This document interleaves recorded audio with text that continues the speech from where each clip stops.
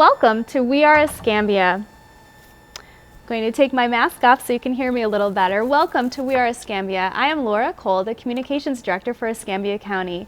And today I'm joined with Public Safety Director Jason Rogers. Hi, Laura.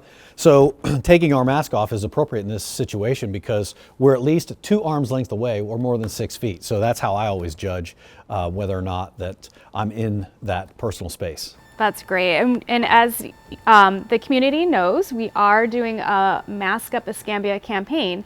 So if you still need a face mask, hopefully when this airs, we still have more in stock, that you can pick them up at a community center or a library as well. And there's plenty of resources online to make your own, and there's plenty that I've seen that you can buy as well. So we're strongly encouraging wearing the face mask per the CDC recommendations. And Jason, you are new to Escambia County as the Public Safety Director. Tell us a little bit about your background. So yes, I'm new to Escambia County Public Safety. I've been here about a month. I have worked for the past 30 years in public safety in East Central Indiana. Spent time as a volunteer firefighter, a paramedic, spent about 5 years as a police officer, and the last 12 years I spent as an emergency manager and also an EMS chief. So got lots of experiences to draw from. Spent some time on the 911 committee and the community that I came from, as well as served the fire service at the state level at the appointed by the governor of Indiana to the Board of Firefighting Education and Personal Standards. So a little bit of everything I think is in my toolbox, and so I bring that experience here. The one thing that I've learned over the last 30 days is Escambia County Public Safety is full of a bunch of great people.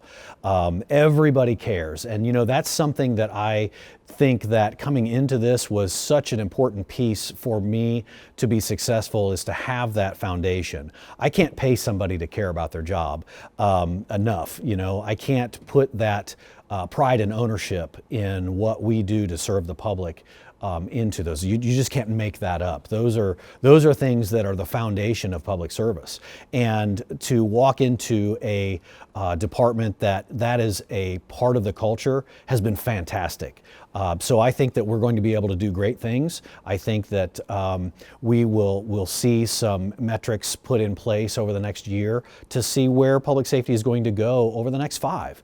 And I think that those are all positive things. I've got nothing but great things to say about the men and women who work in public safety, and that's all divisions, whether it's 911, emergency management, the lifeguards, the fire department, or EMS. I think that I have consistently met a bunch of great people who only want the best for Escambia County.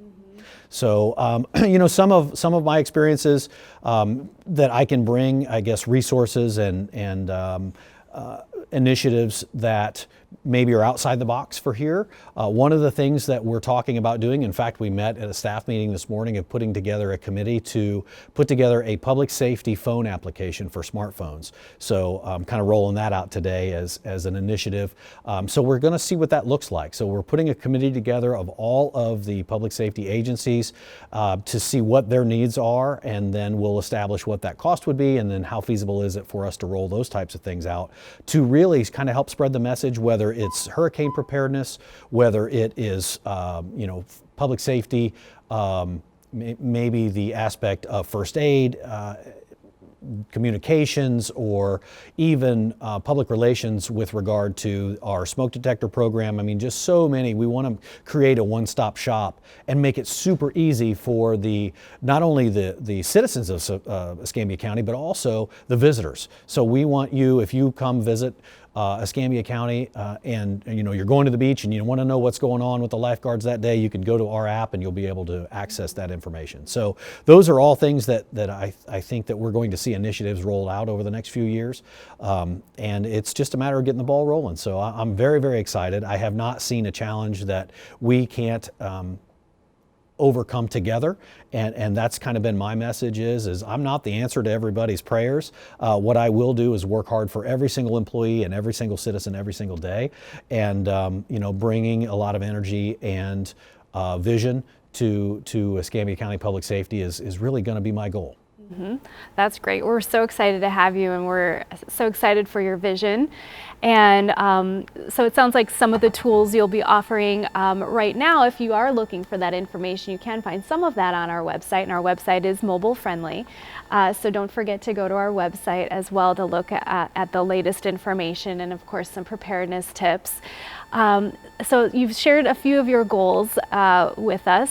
What else has been newly announced since you've arrived? And I certainly can't take any credit for this. The great staff that we've had here at Escambia County that's been doing their work for so many months and really years has come to fruition as far as getting some new apparatus. We've got new fire trucks to put in service. We've got some new ambulances that we're putting in service. And so, I can't overstate the fact that we've got to have the tools of our trade to be able to do our jobs. So, the work that they've done, we're starting to see the fruits of those labors show up, and we've got to maintain our toolbox. We've got to maintain our readiness. So those are things that the work that's been done in the past is being implemented today, and we're looking to see what are our options for the future. So making sure that our fleets are in manageable and really ready, a state of readiness that we need to have here. So those are all things that we constantly are trying to evaluate, and getting me up to speed has been a big part of that. So it's a big success to have those deliveries come in, and I know we've done some press releases about them. And getting them in service is the number one priority that I have placed on our public safety leaders to make sure that we get these things in service and out to the public and serving the public as soon as possible. Mm-hmm. Yeah, and that's one thing that's great to emphasize too, is that our first responders have not stopped during COVID, right? No, ma'am. So in terms of our county employees, we are essential employees, and we've been continuing to work hard for the citizens, make sure that our services are available. And we want to thank you for continuing to provide such excellent services. Tell us a little bit about what we did at the beginning with dispatching for COVID. So some of the things that I think the outward face of how COVID or the pandemic has changed certainly is 911. So the set of questions that we would typically ask has been altered just a little bit by CDC guidelines. There have been numerous initiatives that we have been participating in, and those lines of questionings, as far as what the specific symptom-related questions might be, and we're having to ask those on things that you wouldn't normally think, right? So you may have a car wreck, and we're asking, has anybody had a fever? Has anybody had, the flu-like symptoms and those types of things? And we're passing those on to our first responders to let them know that they need to be prepared for, the potential exposure that we have on every single call. So we know that as well, but we certainly want to clue them in with as much information as we possibly can with the potential of this. It has affected public safety, not only the dispatchers in their setting, but the firefighters and EMTs. We can't do the jobs without our individual employees taking care of themselves. So that starts with us giving them the tools to be able to do that, and the support that they're going to need to be able to make sure that their readiness, their health, and their family's health is taken into consideration. So, some of the things that we've implemented as far as in the dispatch room is, it's how hard is it to talk in a mask in an everyday setting, right? Talk on your cell phone in a mask is hard enough, but try to think, sitting there 8 hours a day, talking on the phone, answering 911 calls. So we've made sure that social distancing is a priority in dispatch, and made sure that the ability for them to work in an unintrusive, clean atmosphere is important. So we've upped our cleaning of the dispatch center. We have instituted that if you get up from your dispatch console, maybe to go take a break or to go to your lunch break or something, then you're going to be masking up. But while you're talking on the phone, we want to give them the tools and the abilities to be as effective as they possibly can. So that's some of the things that people wouldn't necessarily see that we are doing inside public safety building, as well as you talked about essential staff. You can't just think about the people that answer the 911 calls and the people that respond to the 911 calls, but the ancillary staff to make sure that we are getting our bills paid. That's huge. The cleaning staff, the janitorial staff that we've had come in here and do, multiple cleanings a day, and they're working so hard, and we've got to, I always say, man, thank you for what you're doing, because without those support personnel, we would not be able to do our job. So it's truly a team effort, and I think that those are the important pieces that we say thank you to those people, because they are essential too. The workers in the groceries, the workers in the gas stations. These are all pieces of the overall logistical of our success. And so as a community, I think that we are responding appropriately. I think that we are doing our part. I go out in the evenings and spend time with the firefighters and talk to them about their needs, and the EMS personnel, and spending some time in dispatch to see how things are done here. And as I get out into the public and see these responses, I'm seeing the public masking up as well. And so, it's a choice, right? Those people can choose to take care of themselves and take care of each other.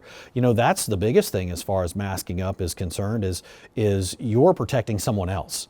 It's not necessarily that you're protecting yourself from getting it, which there are benefits to, but you're protecting your family and your friends as you go out into the public. And the elder populations that we have decided that are certainly at higher risk, we're concerned about their well-being and safety. So as we see essentially the change, and we have to be flexible. This is a pandemic. It's a pandemic of size that none of us have ever seen in our career. So the flexibility of having to, at the first messaging was, don't wear a mask, it's okay, we don't have to wear a mask. And then all of a sudden we've learned, the CDC says you should wear a mask to protect yourself. We've also identified that there are demographics that can't wear a mask. So, the whole idea of everybody should have a mask on, everybody all the time, it's not going to work for everybody. This is not a one-size-fits-all answer to the pandemic. So flexibility in our response, flexibility in your understanding, the patience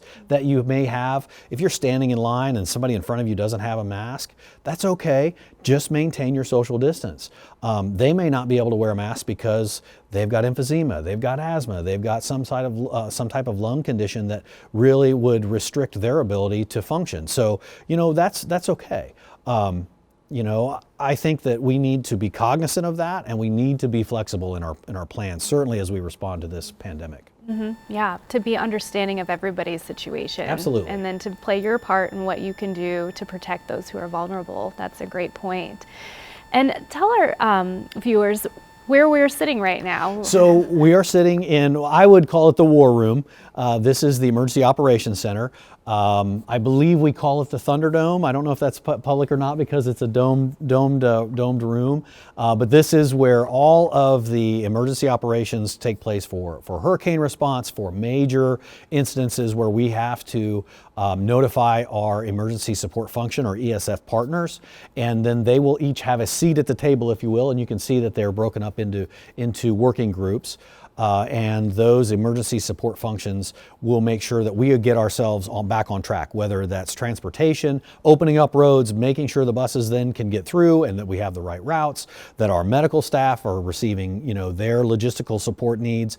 Are we getting the patients to the hospital? Do we have the critical infrastructure back in place to fight fires, to provide food service, to provide logistical support to restaurants and trucking and all of those things? So these are all things that we work into our emergency management plan, the comprehensive emergency plan, and it's all hazards. So we are using and activating parts of the all hazards plan for the pandemic, maybe not that we would use for a hurricane. So a new way of dealing with the pandemic is we're using teams. So sometimes we would see tons of people in this room working. Certainly we're doing it remotely now and trying to socially distance. We're on calls all the time and learning to be a little bit more mobile and flexible. But this is where a lot of those things will happen, certainly in a hurricane. And we're preparing for that now to make sure that we have the ability to work in this room, social distance appropriately, make sure that we have masks, make sure we have cleaning supplies. And those are all things that we've been really preparing for long before hurricane season started. But this is where it happens. This is where we monitor all the news outlets, radio stations. We have a Citizens Information Center that we can stand up, a media room, as well as this isn't the only part. This is what I would call the 50-yard line of the whole EOC, but there are ancillary offices in the back. We've got the finance section, the operations section, the planning section, and then there's offices on the outside of that as well as places for us to shelter here during a hurricane or an event like that. So, you know, there are security features in this facility that we obviously can't talk about publicly. I guess in the fact that if it's something other than a natural disaster, if it's a man-made or terrorism event, then these are all things that in the all hazard management mode that we would implement those priorities into place and activate those emergency support functions that we have to mitigate those problems. And I've seen other folks come on tours here or, for instance, work out of our space, and they are just so impressed by our Emergency Operations Center space, our public safety building. I can't lie, when I came here, I was like, wow. Yeah, so I mean, the program and the emergency managers that have been in place long before I ever got here have done such a fantastic job, and they've built a state-of-the-art Emergency Operations Center, and everything from the commissioners supporting it to the implementation and the building and the way it runs. I mean, it's just top notch, and kudos to all those who have gone before me to hand me such a disaster ready, preparedness ready situation to walk into. It's an emergency manager's dream. Yeah, makes me proud to work for Escambia County. Absolutely, for sure. Me too. I'm excited to be here. That's great. And so Jason manages emergency management. He manages fire. He manages EMS, dispatch, all the billing, all the behind the scenes and efforts, yep. And the lifeguards. So today we're going to be also speaking with Eric Gilmore, our emergency manager, a little bit more about hurricane preparedness. And we are also going to be speaking to Jimmy Madry about what the public should be doing while they're wearing their masks safely, how to wear a mask safely. And we'll be speaking to Ray Melton, our fire and life safety educator, about making sure that you don't leave children or pets in a hot car. So we're going to take a quick break, and thanks again, Jason, for joining us, and we will be doing some closing remarks later. So it's thank you for all your time. Hi, I'm Michelle Johnson, and I'm a youth worker here at Escambia County. Did you know that the recent increase in COVID-19 cases is due to younger people like me testing positive? Although we may have little to no symptoms, we still might be in danger, and we might even spread it without knowing it. I wear my mask to protect my grandparents and firefighters and EMTs here at Escambia County and others around me. Please wear your mask when social distancing is not possible. And remember, mask up, Escambia. Welcome back to We Are Escambia. I am joined with Eric Gilmore, Emergency Manager for Escambia County. Welcome. Thanks for having me. And something was different today when I walked into the public safety building. I used to walk in and somebody would take my temperature with a infrared temperature scanner. And today there were stanchions set up, and it looked like a camera, and there was somebody else that was manning the desk like normal, said, yep, your temperature's good, you can move forward. Can you tell me a little bit about this new process that we've implemented at Public Safety? Absolutely, absolutely. We received that camera last Thursday, and we implemented it last Friday, so it's very new. So what it is a thermal imaging camera. So when you walk in through the door, the stanchions are there because the camera can't view both doors at the same time, so we have to corral you to a center point. And as you walk up, it takes it notices where your head is, and it takes a temperature scan as you walk in. So it's touch-free. You don't even know it happens. The person at the desk, they have a picture on their computer screen of your thermal image. It takes a picture of you, and it also reads your temperature real time. So as you come in, you get cleared as soon as you, just as easy as walking into the building, you get cleared. So it was great. It was super fast, and then I didn't feel like I was too close to that person taking my temperature. Right. So we're doing that to make sure that our staff is doesn't have a temperature, isn't spreading COVID within the building. So I appreciate that. Thanks for keeping me safe when I come in here.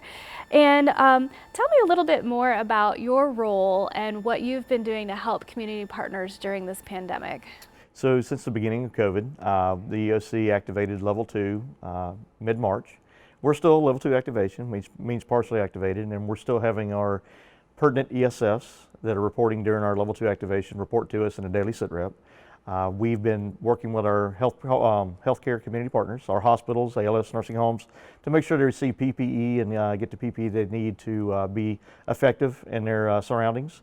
We're also monitoring with our feeding plan, with our ESF6 mass care and our volunteers, those partners over there, making sure that people are getting fed, that schools were closed down. And a lot of kids get their meals from the school district. So during the while school was closed down, we was making sure that feeding was being done in the community and the meals were being provided, not only to the kids but also to the adults who have, some people have lost their jobs because we were under a safer at home order. So we make sure we monitor those things and make sure that the feeding needs are met in the community. We also have our ESF 18, our business and industry, our partners up, and they're monitoring the situations such as what businesses are coming online, what businesses are struggling, what federal aid is out there for them to apply for loans to meet the need to bring their business back up or to maintain their businesses while they're being shut down. So we've been monitoring those things. Getting information out, what are the new ordinances or what are the new guidelines the governor's giving out and what are the new guidelines the county's giving out. Doing the Mask Up Escambia campaign, and we've been putting tons of information through your division on the Be Ready Escambia page. So. Yes, we became close friends very fast. Absolutely. Which has been a pleasure working with Eric. I just remember going into some of the warehouse area and seeing all the supplies and just helping out the community tremendously. And you were critical in getting the masks out to the public at our community centers and libraries. So there's a lot that he does behind the scenes and his team does behind the scenes that I think a lot of people don't know. So thank you for that. Thank you very much. And as we are in the middle of a pandemic, we're also in the middle of hurricane season. So tell our viewers what's a little bit different this year and what we're doing differently. So this year we do have our campaign, Know Your Zone, which is our Do You Live in an Evacuation Zone? Know Your Home is the new aspect of it. Your home might be resilient enough for you to stay in and ride a hurricane out. And then know your plan. Are you staying? Are you leaving? Are you going to seek shelter? And the reason we have that now, Know Your Zone, Know Your Home, and Know Your Plan, is because our shelter space is cut to a third. We typically have enough space for around 12,000 people is what we identify in the evacuation or in the zones that we need to evacuate for a catastrophic hurricane. Because of the 60 square foot requirement. Each person is required to get 60 square foot. And that's so our partners, Red Cross and everybody else, can come in and help manage and mitigate because that's the standard that they've set. So because of the 60 square feet, we're down to a third of capacity. Now, the school district has been gracious enough, and Superintendent Thomas has worked with us to identify additional space throughout the existing facilities that we will occupy.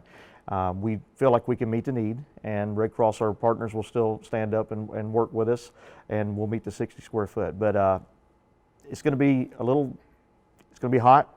It is COVID-19. People need to understand the risks they're going to take when coming to a shelter. It's still going to be a lot of people. We do have PPE in place. So you will receive a mask. We have hand sanitizer ready to go at all our shelters. So we're going to take those extra precautions. We do have additional cleaning that's going to be done, but understand it's still a shelter. We're saying it should be a shelter of last resort.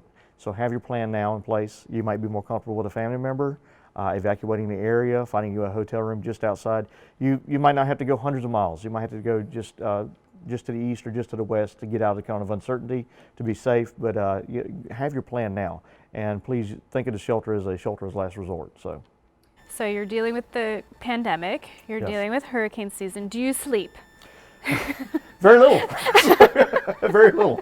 I got to tell you, the team and myself, approaching June 1st, which is the hurricane day, we spitball idea after idea, and of course, until you get some guidance or some hard 60 square feet, or we can make these plans all day long, but until it comes down, I got to tell you, we would come in each day, and the plan we thought the day before we had a good plan in place to go forward in the hurricane season would change. So very little sleep, yes. We have been very busy, but COVID's kept us on our toes, and then now, we've already had 6 named storms. And here we are, July the 21st, already 6 named storms. Granted, they haven't been major Cat 5s or anything like that, but it just takes one to ruin your day. So I know this year has been deemed a above average hurricane season, but people need to understand it just takes that one. It could be below average hurricane season, and that one storm comes in, it could really ruin everything. So but you still need to be vigilant regardless. So. Right. Yep. And a lot of all of the planning information again is on our website. So Yes. please go to our website to make sure that you are prepared before a hurricane comes to our area. And tell us, I've gotten a lot of great feedback about the dashboard, the Escambia County COVID-19 dashboard that your team put together along with our webmaster. Yes. And tell us a little bit about what we're seeing and what the data means. Good deal. So what we have behind me is the Escambia County dashboard, and it was put together at the county commissioners wanted to have a place where we could go to one spot and see the Escambia County snapshot. What do we look like day to day?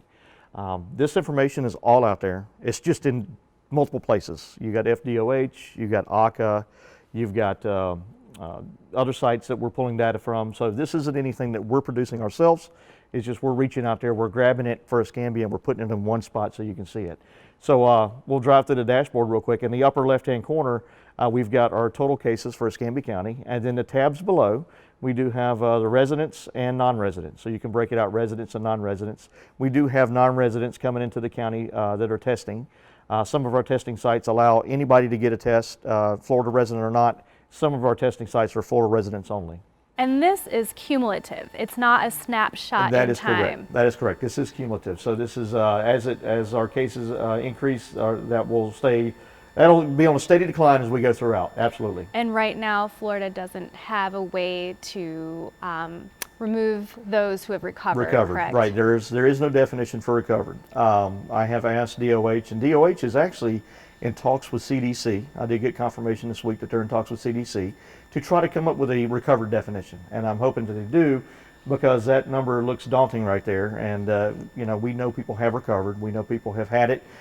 Sure, many people have had a family member, or know a relative or a friend that have had it and recovered from it themselves after their 2 weeks and they're back at work. But that number is daunting. So we are trying to get that worked out. Hopefully, the state can get that going. So. The next box over, we have our residential deaths, how many deaths have occurred in Escambia County, and then we have our non-resident deaths. Our hospitals are a regional system, so we do have residents from Escambia, Alabama, Baldwin County, Alabama, so it would include residents and non-residents. So we do have a lot of people from outside Escambia County in our hospital system. We also have our mortality chart, which starts back in March, so you can see where the deaths occurred through which months, and then another line graph, daily COVID deaths. It doesn't break it down, but you have to just kind of estimate which days it is at the beginning of the month, at the end of the month. So, but we do have our total residents. The nice thing is it shows a trend, right? Shows a trend over time. That's what we're trying to show, is a trend. So you're not going to actually see 5 deaths this day, or it's a trend over time. Exactly. Mm-hmm. We go over to our next box. It's a total test done in Escambia County. That's just a number that's going to be cumulative as well as it rolls up. And then we have our total residents negative in Escambia County, cumulative once again. We get down to the middle row on the left side, we have our cases per day, and it'll show you the trending as it goes through the days, through starting in July 7th, and it's a cumulative rolling. Mm-hmm. And then we have our tabs at the bottom that you can go through the demographics. So our median age right now is 37 persons with COVID-19. Cases by age, cases by gender, male, female, cases by race, and then cases by ethnicity. So we do have our demographics broke down in that one that you can get more information from. Now, sometimes the numbers will jump, and I've heard that's because there might be a data dump, right? For lack of a better terminology, that there's more data that was put in the system on a certain day. It doesn't necessarily mean that that day was a bad day. Is that correct? That is correct. Once again, this is FDOH's data. So once they have a data dump, it will reflect on our board, and it looks daunting, but it is a data dump. They just all come in at one time, and you'll get them dumped at one time. So as I said, we're not making this up ourselves. We're pulling from what FDOH does, and they do have that from time to time happen. Absolutely. Good point. Thank you, Laura. In the middle of the screen, we have our current COVID hospitalizations as of today. Understand that is just a snapshot. If we can go back to that tab, it's just a snapshot of today. And that's real. That's what we have in the hospitals right now. Those are COVID-19 patients in the hospital. Not necessarily all in ICU beds, not necessarily all in vents, just what's occupying the hospitals right now. And then the tab at the bottom, we have our daily hospitalizations, and we have been on a steady incline of our hospitalizations here lately. The hospitals, we have our weekly call with the hospitals. We have it every Monday, and as of yesterday, the hospitals said they seem to be doing, they're good still. The last week there was a little bit of concern of staffing, but staffing seems to be, they're coming back online, they're testing negative now, so they're getting their staffing. They still have bed availability, they still have resources available, so they feel like they're okay still at this point. Then we also have added, so what's added to this is the next tab is ventilators. So we give you the total ventilators and how many are used and how many are available. And once again, we're grabbing this information straight off what the hospitals are giving us. So, And this data helps our commissioners or other elected officials and public health officials make decisions on Yes. what might need to happen later or what needs to happen at this point in time. So you're always keeping a pulse Yes. on what's happening with our hospitals, which is reassuring to me, that you're having that constant communication and knowing what's happening. And I think with the contact tracing, what we're seeing, I think what most employers are seeing is that folks are being careful, right? And they're going out so that they don't possibly infect somebody else. Right. So the staffing levels can be challenging sometimes, but it's a safety measure. It is a safety measure. You're absolutely right. So the hospitals have been great partners. They're going to tell us what's happening in the community. They're going to tell us if we're having major issues, if we're running out of ventilators, or we're having major issues in the hospitals. That's where we're going to see. That's where we're going to have our first red flag, and it's going to show us that we're having issues, and that'll give the county commissioners and other elected officials an idea of what we need to do next or implement next to either pull back, make more stringent, or make decisions to curtail the increase of COVID-19. So absolutely. Our box to the right of the total ventilators is total hospital beds available. We have 389 beds available in Escambia County. And we can scroll through and see each individual hospital, how many beds are available at each individual hospital. The next tab over is ICU beds that are available. And you can scroll once again to see which hospitals have the ICU beds available. Now that number looks scary. You see 0 and you get scared, or you see headlines that say there's 0 ICU beds. What are we going to do? So you've had multiple conversations with Yes. the hospitals, and so tell the viewers what a surge plan is and what that means. So a surge plan is where all hospitals have a surge plan, that if they run out of ICU beds, it's not a special bed per se, it's the equipment that you place around the bed. So they have enough equipment, enough ventilators, as we saw in the previous tab, that we still have 129 ventilators available, that we can put that specialized equipment around those beds to increase ICU bed availability. So they have only so many licensed ICU beds, but during a disaster, we can make any bed pretty much into an ICU bed by putting the proper equipment and personnel around it. Then we have at the bottom, we have our current positivity rate, and to note that it is a weekly. So it is a weekly, it's not a cumulative running, it is each week our current positivity rate. And then we also have our graphs off to the side so you can see beyond the weeks, so we have our positivity rate per week broken down back from March 1st when we started doing this, and then our testing per week and our negatives and our positives. So you can see our trending lines for our negatives, which is the orange line, and the yellows for the positives. So you can see that we have increased testing. We've got a lot of testing sites out there. The state just implemented a new testing site, as a pop-up site. It's a walk-up site, Florida residents only, 18 or older. No requirement to call in or get any get permission to go to the site. You just walk up. It's on 9th Avenue in front of Publix. So that's one of the new sites that the state's popped up for us. So. And that's really special, that you don't need to call ahead, that Yes. there's no pre-screening involved. There are some places that you do need some pre-screening, that you need to be symptomatic, but there's plenty of opportunity to get tested in Escambia County. There's a number of sites. And then what if somebody is wondering if they have the antibodies? Where do you get an antibody test? Good question. So OneBlood, you can contact OneBlood to make an appointment, and they're available to see if you have the antibodies, and they'll test for you. But make an appointment first. Call and make an appointment to get in with those guys. So you donate blood. You donate and blood. so you're helping somebody. You're helping at somebody. the same time as finding out if you have the you antibodies. hopefully have the antibodies. That's correct. Is there anything else that you would like to add today? No, appreciate the hard work of my staff and working with these professionals in public safety.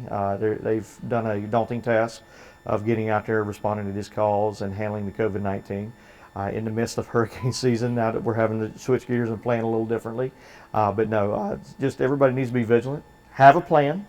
Know your zone, know your home, and make sure you do have that plan in place right now. And have your checklist. You can get any checklist or any information you need off our website, bereadyascambia.com.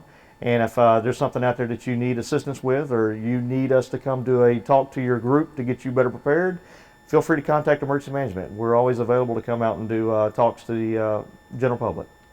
Thank you, Eric. I really appreciate it. This was very valuable. Thank you very much, Laura. And we will go to a quick break. Thank you. Escambia County Emergency Management has 3 things you need to know this hurricane season. Number 1, know your zone. Do you live in a hurricane evacuation zone? Find out at bereadyescambia.com. Number 2, know your home. Is it prepared for a hurricane? With COVID-19, your safest place may be at home instead of a shelter. Number 3, know your plan. Where can you stay if you are evacuated? Confirm plans now with family or friends before the storm. For more information, go to bereadyescambia.com. Welcome back to We Are Escambia. I am joined now with Jimmy Madry, our EMS manager. Hey, thank you for having me. Nice to see you again. Jimmy also was on earlier segments where we talked about the active shooter kits that you implemented, the hand-heavy pediatric system, 3 new ambulances. So Jimmy's been very busy since he's been promoted. And tell us a little bit more about any other new items that are coming to EMS. Great, yeah. So we just recently have 2 new Lucas devices, what we call Lucas devices. It's a cardiac chest compression machine that we use during cardiac arrest. The benefits of it are it is a machine, so it doesn't get tired. It does the right depth on chest compressions for patients, as well as the right rate. It's been proven too, using these machines, that the percentage of cardiac arrest saves goes up just by using this piece of equipment. So we have 2 of those now in the county. One's going to be placed up on the north end of the county to help the north end of the county with the citizens up there, and one will be kept here locally in the central part of the county on a supervisor vehicle, so that if the cardiac arrest comes out around the central part of the county, south, east, or west, the supervisor will respond and have that piece of equipment as well. We've also been very fortunate. We have promoted certain individuals to be training supervisors, training coordinators in our department to really boost up our training here in Escambia County.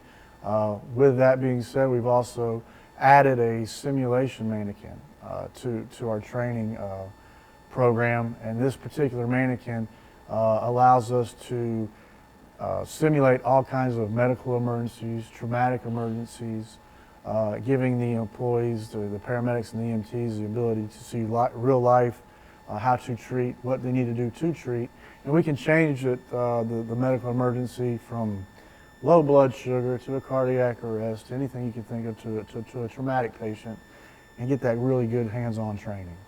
That's so exciting. It makes me feel more comfortable, like knowing that all of the training and all these new tools are coming. Yeah. And y'all have always done a great job, but it's exciting to hear about all of the new apparatus that you're bringing on. We're very excited to have it.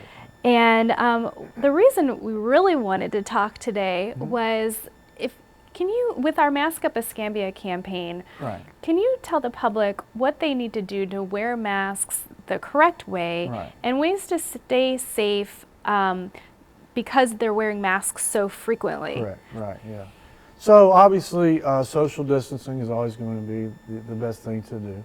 Obviously we have things we have to do and go out in the community, you know, groceries and gas, and so you're going to be around people. Try to keep that 6 feet distance, you know, that you can. And I know Jason talked about earlier, but you know, there's really, how do you judge 6 feet? Basically, it's just 2 arm lengths away. So, you know, try to keep that distance, but, you know, wear a mask while out in public. That's just going to protect you, your family, and any other citizens out in the county. So wearing a mask is important. Now, what kind of mask should you wear? Well, it just depends on the comfort of the wearer. There's disposable paper type face masks. There's like I have here. So if they're disposable, how many times should you wear them? So personally, and and a good rule of thumb is if it's a paper disposable mask, anytime you're around a large crowd or in a community and you leave that, go ahead and throw it away and put on another one. You shouldn't reuse it and reuse it and reuse it throughout the day. If you're in a large room or say a grocery store, finish your grocery shopping. Once you leave that facility, go ahead and toss that mask in the trash, get you a fresh one for your next location. So more of a one-time use for the Absolutely, paper yeah. masks. And that's going to keep you, the wearer, safe. It's going to keep everybody else safe too when you introduce yourself into a different environment. So. And our lifeguards, I do know, have the paper masks as of today, that if anybody wants to go get a paper mask, they can go good, down to good, yeah. Casino Beach and go get a mask, Absolutely, a paper mask. yeah. And so tell me about, I think a lot of people wearing the cloth masks. Right. So the cloth masks, like you have there, are reusable. What I mean by reusable is they're washable.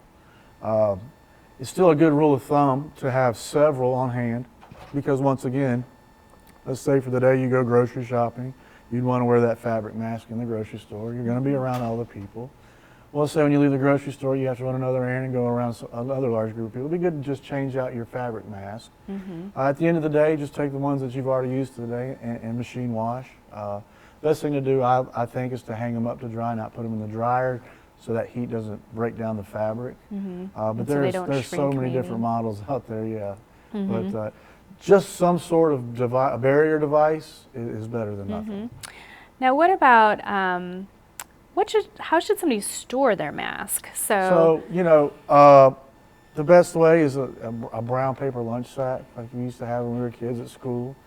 You can put it in a Ziploc bag. I would suggest not zipping it up all the way because, the changing climate, heat, cold, moisture can break down especially a paper mask if you put it in a Ziploc bag. But just put it in some sort of clean bag to keep it away from everything else. On top of that, you also want to, practice good hygiene.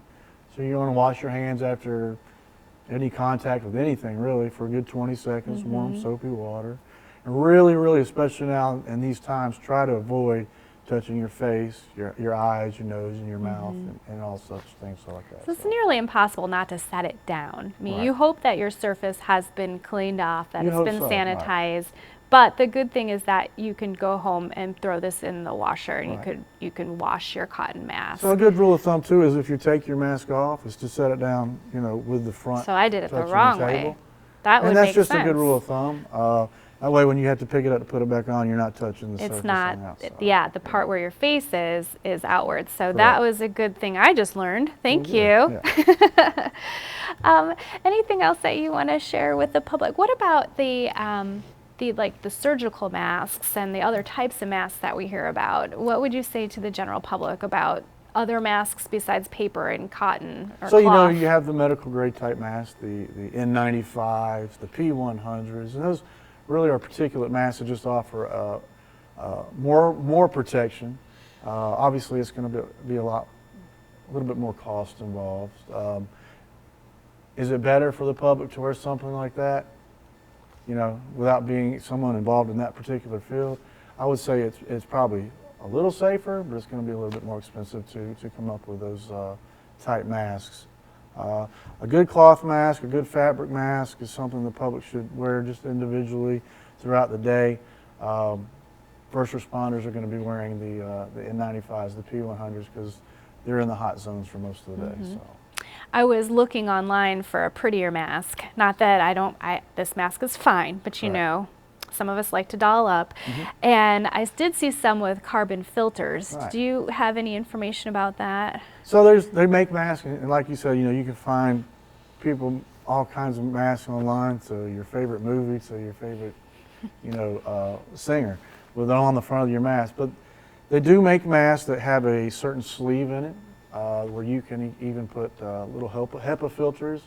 People are cutting up their air conditioning filters to the right length and right size to slide in there, and that just offers an extra protection barrier. But it's not necessary. No, not necessary. And the thing is, you don't have to go out and spend money on a mask. You can make masks. You can make There's masks plenty. out of bandanas, an old T-shirt, There's tutorials on YouTube. I'm sure you could just Google it and find a way to make an easy, simple mask that you can put together in a matter of minutes. Yeah. Thank you so much, Jimmy. I really appreciate that. I learned a lot. Good, thank you. Thanks for having me. So, and after this segment, we will be joined by Ray Melton, our fire and life safety public educator, who is going to give us a little bit of advice about how hot your car can heat up in the summertime and how careful you need to be that you do not leave children or pets in the car in the heat.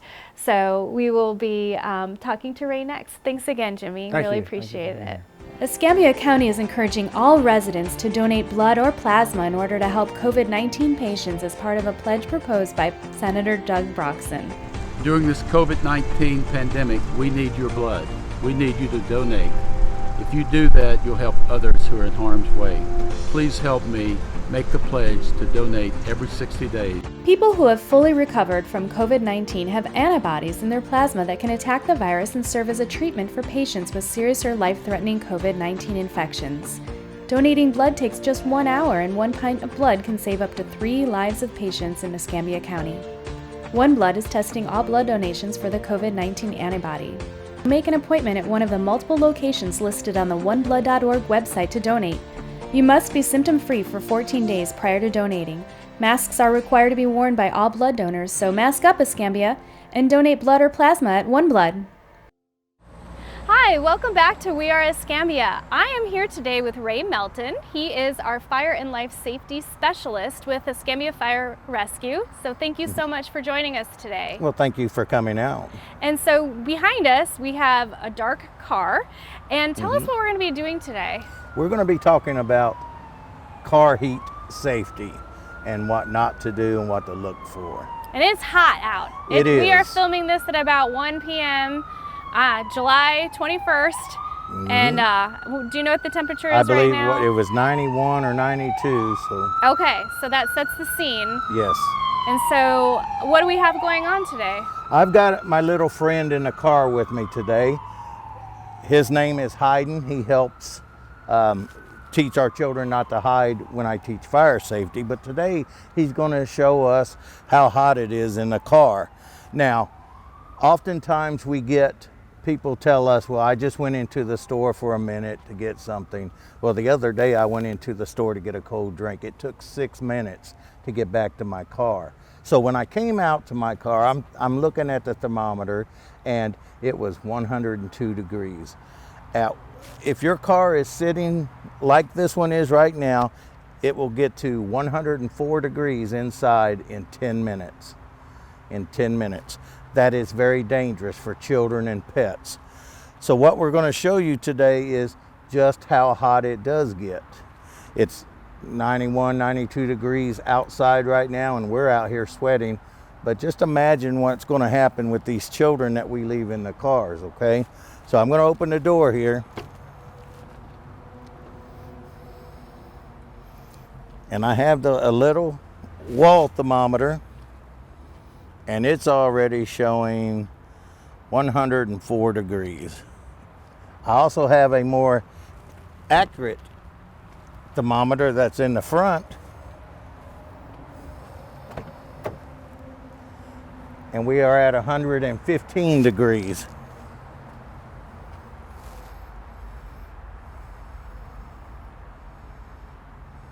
And so people, I would hope, are not purposely leaving their children in the car, but when do you find something like this happening where somebody may have left a child in the car?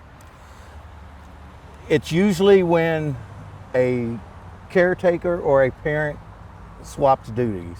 Like the dad is usually not the one that takes the kids to daycare, so he goes on to work, forgets that he's got the baby in the back. Sleeping. Yes. And there's reminders, and I'll talk about that in a second, that we can use to remind us our child is back there. The thing is, most of these fire fatalities across the country, the majority of them are occurring at employer parking lots. The majority of them are. So one reminder, we can just take a child's stuffed animal And I have one in here, and it's a little bear that I have in the front seat. Wherever I'm going, that bear will remind me, oh, my child is in the back. Well, when you take your child out, you put the stuffed animal in the car seat and then reverse them every time you take your child somewhere. That's a good reminder. Yeah, because we're so busy. We're Yes, juggling we are. lots of things at the same time. Our Yes. cell phone might be ringing, work is crazy. Exactly. And baby's sleeping, might be quiet, and you forget. And what a horrible, horrifying mistake that would be. Have we had any fatalities of children being left in cars in Escambia County? Not this year. Last year we did. We had a 2-year-old that And we don't want to repeat we that. do not. We do not. So that's why this is so important It is. to talk about the reminders, the little things that you can do that would prevent a tragedy like that from Exactly. happening. Because once, as an adult, once our body temperature reaches 104 degrees, the cells in our body start breaking down, and then the organs start shutting down, and that does it quickly. With children, they are smaller, and they just get in danger much more quicker than we do. And it's very important that we take care of them. And the same thing applies with our seniors. And I've had people tell me, well, they're an adult, they can open the door. Not all the time. We have teenagers and senior adults that have special needs. And if I'm in uniform and I go up and do this, unlock your door, they may not know they may become scared, not know what I'm doing. So we have to force entry and get them out because they're in danger. So it's something that we have to take seriously. It is. And your job is so important. Your job is to help the community Yes. become aware of different things that can save lives. Yes. Such as don't leave a child in a hot car. There's reminders that you can do to remind yourself that you have a child in your vehicle, as well as dogs too. Exactly. But let me throw some numbers out at you here. Last year, 2019, was the deadliest year for children.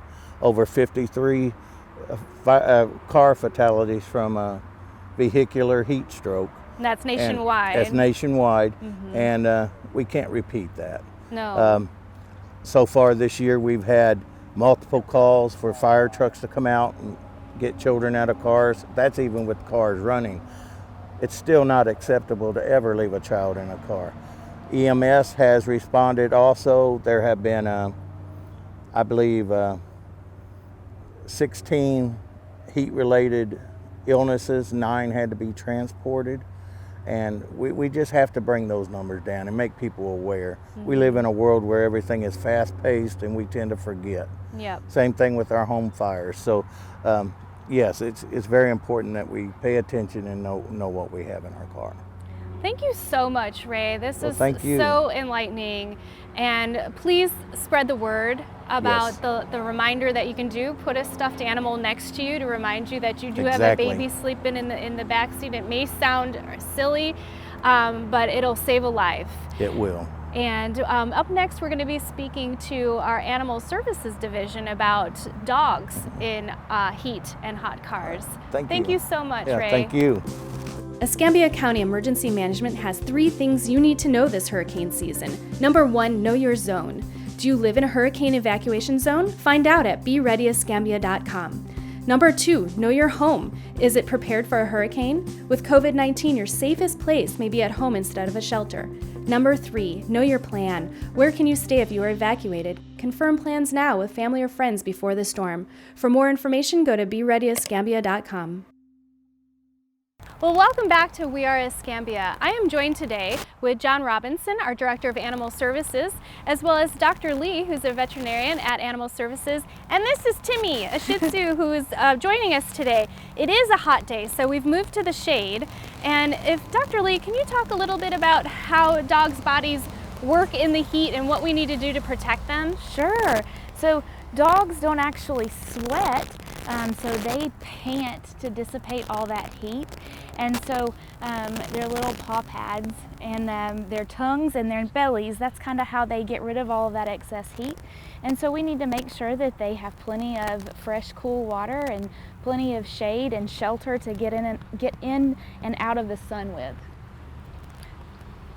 And Timmy looks pretty happy there in the shade, but how much time would you recommend? Today it's about 91 degrees, so I know we were making this segment pretty quick just so that we were protecting Timmy here. Yeah, so just we were out for a minute or two, and he was already kind of uncomfortable and panting pretty hard. And so every dog's going to be just a little different, and you want to make sure that you kind of are paying attention and seeing how they're reacting. Making sure that they have the water and whatnot, and then also making sure of what the surface that they're standing on. Obviously the grass is going to be a lot cooler than if we were on the hot concrete or even the hot sand. That is great. And we were standing by a black car earlier with Ray, who is our fire and life safety educator, and he was showing us some tips to remember that you may have a child or a pet in the back of the car, such as leaving a toy on the seat next to yours. So I thought that was a really great tip that he shared with us. It is. And John, can you also let the public know how many calls do you go on typically, or what have you seen in Escambia County regarding animals who have been left in a car? Well, every year we probably a dozen or more cases that we end up doing where we end up arresting somebody for leaving their dog in a hot car.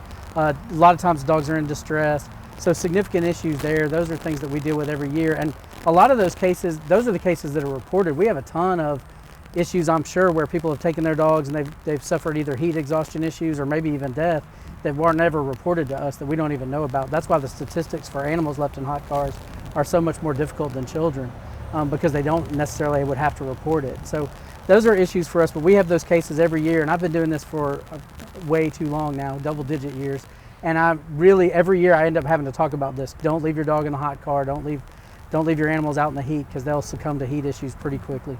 That's great. Thank you so much for the hard work that y'all do to serve the county. We are using the hashtag Escambia Serves this year, and I think that it fits both of your jobs perfectly. So thank you for taking good care of our animals and for these great tips. And just please remember the safety tips to keep your animals safe during this hot summer. And next we'll be rejoining Jason Rogers, our Director of Public Safety.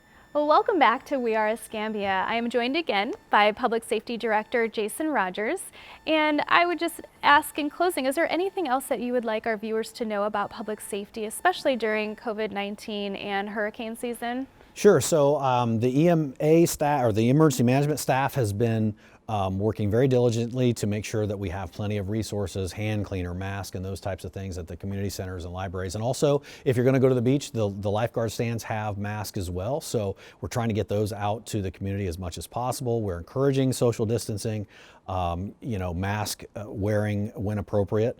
And those are the things, I think, the hot topics for us today. Certainly, flexibility with calling 911, the increased call volumes that we're seeing.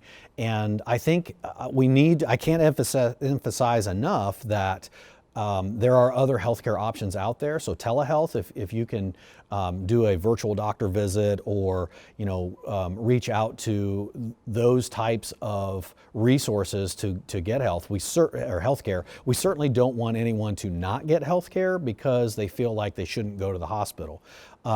Also, again, flexibility with planning, and flexibility with the ability to get the traditional services, if you will. Things have changed. So, you might need to have a telehealth visit rather than go to the doctor. If you need an ambulance, please call 911 and we will get you an ambulance. But also know that it might not be appropriate for you to go to the hospital with whatever symptoms. We're going to send a medical professional out to you, and they're going to evaluate you. And you have to be flexible enough to say, we think you should visit a telehealth clinic rather than go to the emergency room. Now, that's for your safety. That's for the emergency room's personnel safety, as well as the other patients, and not getting you exposed to somebody that maybe is more critical or contagious necessarily. So I think that the idea of what we have known for public safety, as far as the fire department responding and EMS responding, that has changed with the pandemic. So it's important for people to realize that, and we are remaining flexible in that. So we would just ask with your patients as we manage and mitigate through all these processes, and they will continually change. So certainly flexibility of the public is going to not only be asked, but it's going to be required as we move forward. Yeah, it's so important to maintain your health during this time. Absolutely. So continue the preventative actions that you can take, such as healthy eating, exercising, maintaining social distancing. But also, if you do have other health conditions, that you're continuing to speak to your doctor and not letting that time lag so that it gets even worse if you need help. Absolutely, and it goes even to preparedness, right? So hurricane preparedness. If you have not talked to your healthcare provider and you're due for a checkup, and maybe you need your blood pressure medicine, maybe you need if you're a diabetic, maybe you need insulin, or maybe, don't let those things lag because of A, the pandemic, or B, get caught because you weren't prepared for hurricane season and you need to shelter in place. So having all these things, understanding what the normal is now might be a little bit different than it was a year ago. Absolutely. So, if you have to do a telehealth visit and you have to get, your medication refilled, and you want to make sure that you have that for hurricane season, let alone being able to go to the hospital when appropriate and those types of things. So your medications, your keeping up with, your health and fitness, that's all important, right? So social distancing is very important. We're not saying don't go out and do things, right? You can go out and run, absolutely. Do you have to wear a mask when you do it? As well, if you're not running with somebody that's less than 6 feet away from you, then you know what? For more than 15 minutes, I say go run, right?